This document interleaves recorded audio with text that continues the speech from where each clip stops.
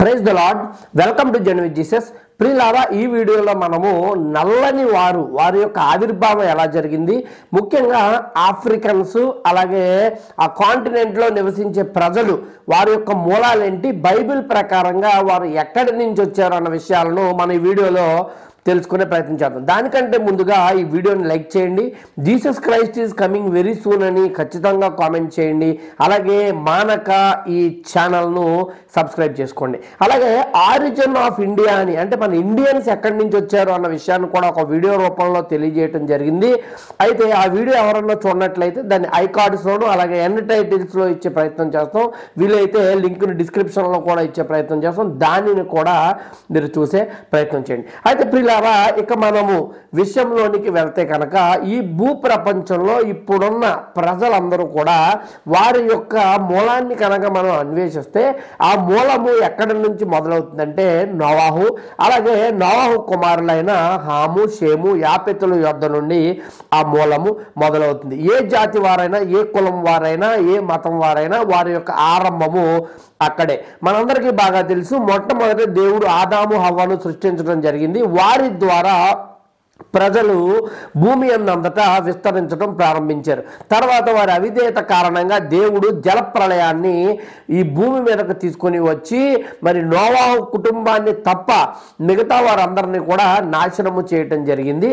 అయితే మరలా నోవాహు నుండి, నోవాహు కుమారుల నుండి, అక్కడి నుండి ప్రజలు మరి విస్తరించబడుట పునఃప్రారంభమైంది భూమి అంతటా అని మనకి క్లియర్గా అర్థమవుతుంది. అయితే ప్రియులారా, ఈ వీడియోలో మనం క్రిస్టల్ క్లియర్గా తెలుసుకోబోతున్న అంశం ఏమిటంటే నల్లని వారు ఎక్కడి నుండి వచ్చారు, ఈ బ్లాక్స్, ఫాదర్ ఆఫ్ బ్లాక్స్ ఎవరు, ఆఫ్రికా కాంటినెంట్లో నివసిస్తున్న ప్రజల యొక్క మూలం ఏమిటి అనేది మనము తెలుసుకుందాం. అయితే ప్రియులారా, జల ప్రళయము తర్వాత కట్టబడిన మొట్టమొదటి నగరాన్ని ఈ యొక్క నోవాహు కుమారులలో హాము కట్టించటం జరిగింది. దానిని నాల్టామ్లాక్ అని పిలుస్తారు. అయితే ఆ నగరానికి ఆ పేరు అతను పెట్టడానికి కారణము అతని యొక్క భార్య గుర్తుగా, భార్య యొక్క పేరు మీద దానిని కట్టడము జరిగింది. అయితే ప్రియులారా, ఇంకా మనము డీటెయిల్స్లోనికి కనుక వెళ్ళినట్లయితే ఇప్పుడు హాము యొద్ద నుండి వీరందరూ కూడా నల్లని వారు వచ్చినట్టుగా మనకు క్లియర్గా తెలుస్తోంది. బైబిల్లో నుండి ఒక వచనాన్ని మీకు నేను చదివి వినిపిస్తాను. ఆది కాండము 10వ అధ్యాయము 6వ వచనం చదువుతా ఉన్నాను. హాము వంశావళి అక్కడ రాయబడింది. ఆది కాండము 10:6. హాము కుమారులు కుషు, మిజ్రాయిము, పూతు, కనాను అనువారు. పిల్లరా, హాముకి 4 కుమారులు మొదటిగా ఉన్నట్టుగా ఇక్కడ మనం చూస్తాం. వారు ఎవరు అంటే కుషు, పూతు, మిజ్రాయిము అలాగే కనాను. ఈ 4లో 3 కుమారులు, కనానును మినహాయిస్తే మిగతా 3 కుమారులైన కుషు, పూతు, మిజ్రాయిము వీరి వంశావళి ఆఫ్రికా ఖండములో నివసించారని, మరి అక్కడి నుండే ఈ యొక్క బ్లాక్స్ యొక్క ఆవిర్భావం మొదలైనట్టుగా చారిత్రక ఆధారాలు అనేకం ఉన్నాయి. మనం కనుక ఆలోచన చేసినట్లయితే హాము అనే పదానికి బ్లాక్ అని అర్థం, ఇంకా చెప్పాలంటే డార్క్ అని అర్థాన్ని ఇస్తుంది, ఇంకా చెప్పాలంటే బర్న్డ్ ఫేసెస్ అనే మీనింగ్ను హాము అనే పదము ఇస్తుంది. ఈ విషయాన్ని మనం జాగ్రత్తగా గమనించాలి. అయితే ప్రియులారా, ఇంకా ఈ విషయంలో ఇంకా చాలా మూలాలు ఉన్నాయి. చాలామంది ఏమని భావిస్తూ ఉంటారంటే హాము యొక్క సమాధి ఇప్పటికీ ఆఫ్రికా ఖండంలోనే ఉందని చాలామంది అభిప్రాయపడుతూ ఉంటారు. ఆఫ్రికా ఖండంలోని సుడాన్, ఇథియోపియా, నుబియా ప్రాంతాలలోనే హాము యొక్క సమాధి ఉందని మెజారిటీ ప్రజలు, చరిత్రకారులు అభిప్రాయపడుతూ ఉంటారు. అయితే ప్రియులారా, మీరు ఇక్కడ కనుక గమనించినట్లయితే హాము తద్వారా అతని 4 కుమారులలో 3 కుమారులైన కుషు, పూతు, మిజ్రాయిముల యొద్ద నుండి ఈ నల్లని వారి సంతతి భూమి అంతటా విస్తరించింది.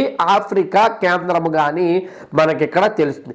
అయితే ఈ 3 కుమారులలో కుషు, పూతు, మిజ్రాయిములో మరి ప్రాముఖ్యంగా కూషు యొక్క సంతానము అత్యధికముగా ఈ ఆఫ్రికన్ ల్యాండ్స్ను స్వతంత్రించుకున్నట్టుగా ఆ ప్రాంతాలకు వెళ్ళినట్టుగా చారిత్రక ఆధారాలు కూడా ఉన్నాయి. ప్రియులారా, కూసును ఫాదర్ ఆఫ్ ఆఫ్రికన్స్ అని పిలుస్తారు, లేకపోతే ఫాదర్ ఆఫ్ బ్లాక్స్ అని పిలుస్తారు. అది కూసు సంతానాన్ని కనుక ఒకసారి మనం చూసినట్లయితే ఇదే ఆదికాండము 10వ అధ్యాయము 7వ వచనము, ఇదే ఆదికాండము 10వ అధ్యాయము 7వ వచనాన్ని నేను చదివి వినిపిస్తా ఉన్నాను, గమనించండి.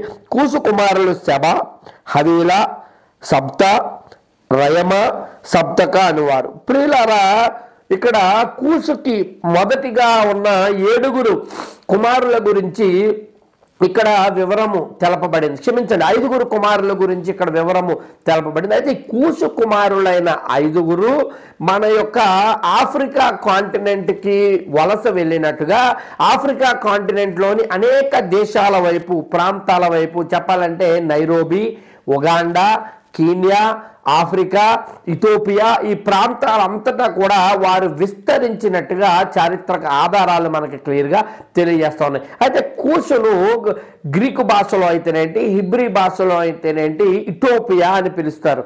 అలాగే లాటిన్ భాషలో ఇథియోప్స్ అని అతన్ని పిలవటం జరిగింది. దాని యొక్క అర్థము కూడా డార్క్ అని, బర్న్ట్ ఫేసెస్ అని అది అర్థాన్ని ఇస్తుంది అన్న విషయాన్ని మనము అర్థం చేసుకోవాలి. అయితే ఇక్కడ క్రిస్టల్ క్లియర్గా మనకు అర్థమవుతున్న అంశం ఏమిటంటే, హాము కుమారులు ఎవరైతే ఉన్నారో మొదటి 3, 4వ వాడు కానాను, అతన్ని మినహాయిస్తే మొదటి 3 కూషు, పూతు, మిజ్రాయిము, వీరు ఆఫ్రికా కాంటినెంట్ అంట విస్తరించారని మనకి క్లియర్గా అర్థమవుతుంది. మరి ముఖ్యముగా కూషు యొక్క కుమారులైన 5 ఈ ప్రాంతాన్ని జలప్రళయము తర్వాత అనేక సంవత్సరాలకు స్వతంత్రించుకున్నట్టుగా క్లియర్గా మనకి తెలుస్తుంది. అయితే బుక్ ఆఫ్ జూబ్లీస్ కనుక మనం చూసినట్లయితే, according to the book of Jubilees, ఈ యొక్క హాము కుమారులు 4 అన్నదమ్ములలో 4వ వాడైన కనాను, ల్యాండ్ ఆఫ్ షేములు అంటే ప్రజెంట్ డే ఇజ్రాయేలులో అతడి నివాసం ఉండాలని ఆలోచన చేశాడు. అయితే అతని ఆలోచన విని తండ్రి అయిన హాము గద్దించినట్టుగా బుక్ ఆఫ్ జూబ్లీస్ తెలియజేస్తుంది.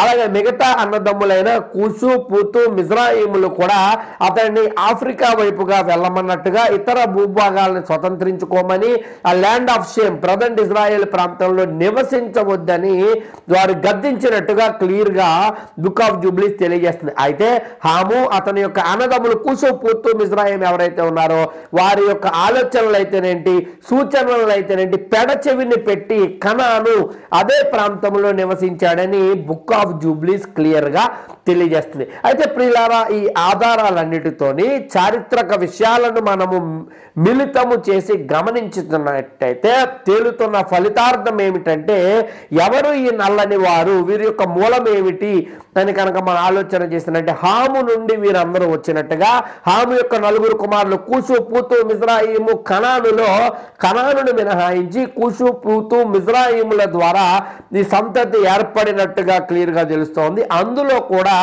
కూషు యొక్క 5 కుమారులు పేర్లు కూడా ఇందాక చదవటం జరిగింది ఆదికాండం 17లో.